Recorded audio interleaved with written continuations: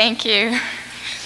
About 2 weeks ago, my 5-year-old niece Jenny called me. Realizing that I was going to be rather nervous tonight, she gave me some sound advice as she's an experienced performer in her school. She said that before I came out, I was to take a deep breath and say to myself, I know I can do it. I did that. Now I'm to walk out, do my part, and as she says, just calm down. So I'm going to try it. First, I'd like to direct you to the surveys you found on your seat.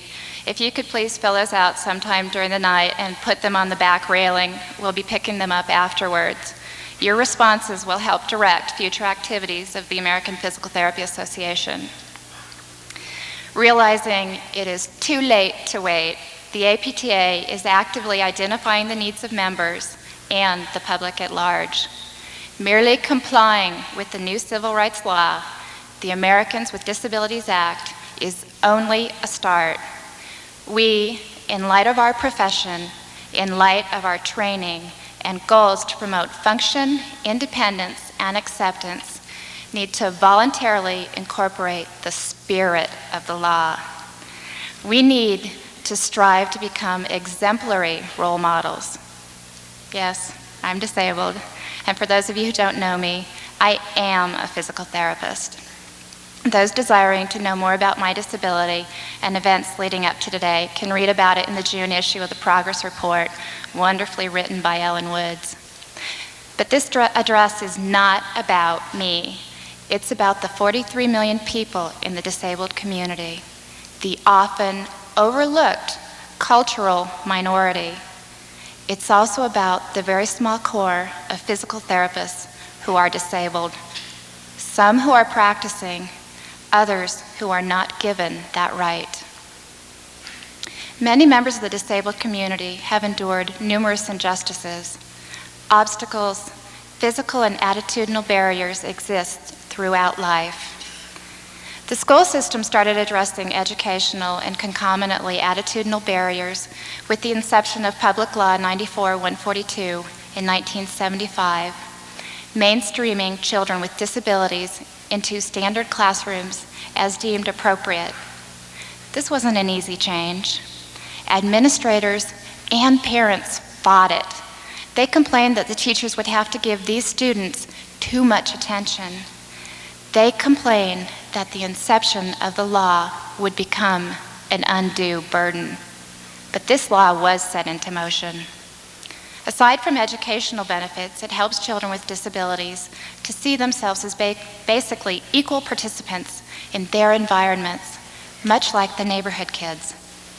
In their formative years, they don't have to identify themselves as so different. Instead, they see that they too belong out in society. Additionally, as the able-bodied students become familiar with the disabled, the two blend together, identifying their individual strengths. Ideally, these students will bring to their communities and workforce a cohesiveness with fewer attitudinal barriers. Deformity and assistive devices will become less of an oddity. Have you ever sat and thought, what if I become deaf, blind, physically challenged, or otherwise disabled? Have you ever thought, what if my child is born with or becomes disabled? Society needs to be challenged with these thoughts. Society needs to know it doesn't just happen to others. Thoughts need to reach beyond the intellectual rationalization. One must dig deeper to identify emotions. Society needs our help to identify the physical barriers. They need our help in working around or destroying those barriers. I ask you to consider how your ability to demolish these blockades differs now that you're empowered with the ADA. And just as importantly, how will you address and help to remodel attitudinal barriers, the stares, the finger pointing, clerks running away, and most importantly, the assumptions of inability. After I spoke at Combined Sections earlier this year, a therapist approached me. She has a disabled infant, and she fears the discrimination and the emotional pain that they will face. It would be so nice to be able to say to her, "Things are better now." Any written law can provoke certain changes. However, it has an absolute inability to stand by itself and alter attitudes. Changes thus are inevitable. Suffering, however, can be optional. Please don't assume that attitudinal issues are easily addressed. They're a long-term challenge. Breaking the word assume into 3 component parts is more appropriate here, as is disease. Break disease into dis-ease. Now, we're looking at approximately 43 million people with disabilities, yet a large part, if not all of the population, lives with their own dis-ease. Have you ever seen a child sustain an upper extremity injury while being yanked away for pointing out or asking questions about someone different than themselves? Have you ever seen adults walk into stationary objects because they were staring? Have you ever been told you can't sit somewhere or do something based on others' fears or disease? Have you ever been told you're lucky because you were able to find close parking or because you have a seat to sit on while others stand in line? I do consider myself lucky, but not for those reasons. I'm lucky to be alive, and that issue's been questionable since 1989, and hopefully the worst is over. With that, I'm lucky to have found an experimental health insurance policy to help cover my large medical costs. Finding a job, leave alone a job with benefits I could qualify for, is extremely difficult.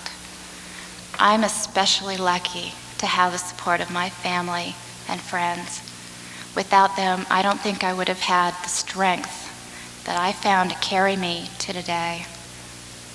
I'm lucky to be able to see my abilities even when others can't, to see myself as more than a patient, to not look for or expect, although I would not object, to a complete recovery. Success does not mean cure. Adaptability and acceptance are also successes. The medical model tells us to work towards a cure. That's the outcome deemed a successful result. I beg you to rethink that model. Dr. Jeff Kane, in his book entitled Be Sick Well, defines the words disease and illness. Disease is the actual medical condition. It's very impersonal. It's the diagnosis. Illness, however, is the emotion. It's individualized. It's attitude. Disease may or may not be curable. The illness, on the other hand, can't be cured. Illness is neither right nor wrong. Thus, it can only be healed. Therefore, the disability is the disease. As with today's technology, it may or may not be curable. Attitudes are the illnesses needing to be healed. The illness, the stereotyping of the people with disabilities, needs to change. Society needs to see the blind, deaf, physically or mentally disabled individuals living and accomplishing goals as successful. Corporations need to recruit this vital contingency. They need to go beyond their fears of the disability itself, be it a visual or hearing impairment, disease entity, or a physical or mental handicap.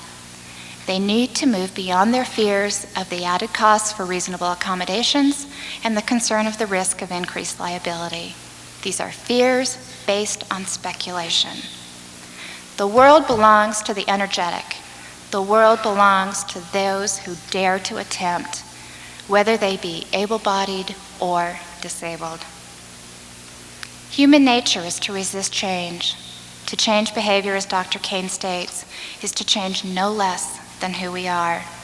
Human beings secure their thoughts and ideas, and the mind relentlessly reiterates them. With that in mind, I ask you to become involved, to evaluate and overcome your dis-ease as it pertains to the Americans with Disabilities Act. Go beyond that law as it states that your practice, the educational institutions, and the other facilities must be accessible. Do so with the intended spirit of the law. Observe your environment, your community. Critically evaluate the settings around you, inside and outside of employment. Then educate the corporations. the general public. It's too late to wait. Realize that a reputation is not built on intention. Actively extend to become more than just compliant. Strive to be a role model. Start tonight. Determine your goal destination. Plot your course. Gather a wealth of knowledge, and then begin implementation. A Buddhist story tells of a scholar pouring tea into the cup of a skeptical student until it overflows. The scholar explains, one cannot fill a cup that is already full. With an open mind and an empty cup, can you envision how you can use your skills, knowledge, and training to assist those individuals with disabilities to become active, contributing members in society? There are numerous career opportunities awaiting rehabilitation specialists. Empowered with a solid foundation of knowledge on the ADA, there are opportunities to do a variety of consulting. The corporate world, for example, could benefit from sensitivity training, advice on application and interview requirements, walkthroughs for site inspection to minimize or eliminate barriers, workstation modification, assistance with meeting the reasonable accommodations, writing essential skill and functional job descriptions, etc. The possibilities are limited only by your creativity. As a profession, we've spent years talking about and fighting for direct access. That's what the Americans with Disabilities Act is working towards too. Chapters have taken their request to legislators, as have people with disabilities. Those of us with disabilities want direct access. We want direct access to events, facilities, employment, public transportation, and public communication. We're fighting for the right to be able to use our abilities and to do so as independently as possible. I ask you, who are your heroes? Why are they your heroes? What quality is it that they hold that you admire? My heroes possess self-motivation and drive. They dare to attempt. Bob Eskew is a physical therapist and a friend. He's one I admire. Bob has cerebral palsy. He decided to become a physical therapist after enduring treatments by a few therapists who he states he'd like to put on a ship and send out to sea. He wanted to make a difference. When applying to PT school, he was told that the field was physically demanding and asked if he thought he could do it. Empowered with the knowledge of his abilities and the demands of the profession, he was able to respond. He expressed his involvement in weightlifting and stated that he could lift 450 pounds. With that, he asked if the job would require more than that, and if so, please let him know so we could choose another path.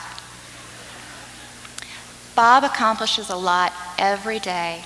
He's returned to school for his master's, he writes screenplays and poems, and he does so while continuing to practice.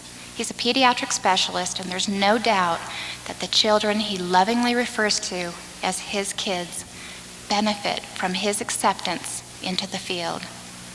Bob knows how to conquer and succeed.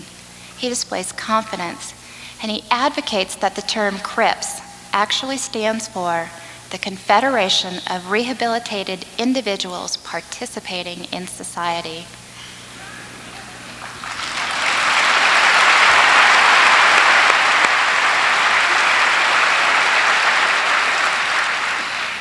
Now that too targets the goal of the ADA. Jim is also my hero. I don't know where he is now. Jim was a classmate studying sign language when I was in Boulder, Colorado. Most of us took the course as an interest. Jim, however, was losing his hearing, and the prognosis was total deafness in 1 to 2 years. His optimism and warmth were captivating. Our class was small, and we were also very close.